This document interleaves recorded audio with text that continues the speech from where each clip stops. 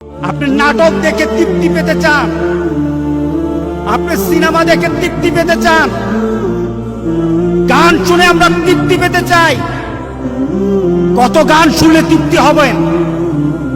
কত নাটক দেখলে তৃপ্তি হব আমরা? কত সিনেমা দেখলে তৃপ্ত হব আমরা? সময় তো চলে যায়।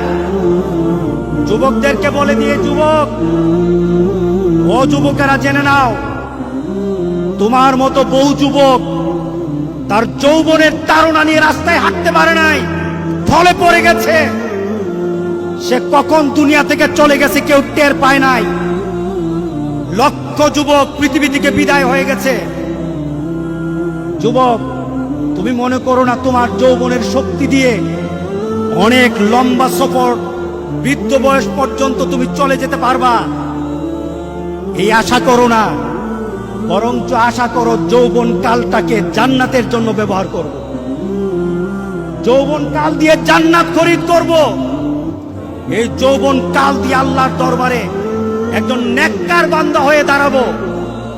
যুবক, গান হবে না। গান যদি যাও, আমার রাসূল তোমার প্রতি রাগ করবে। নাটকে যদি যাও, আমার রাসূল তোমার প্রতি রাগ করবে, আল্লাহ রাগ করবে। চলুন আমরা সবচাইতে বড় একটা জিহাদ করব। রাজি আছি সবাই?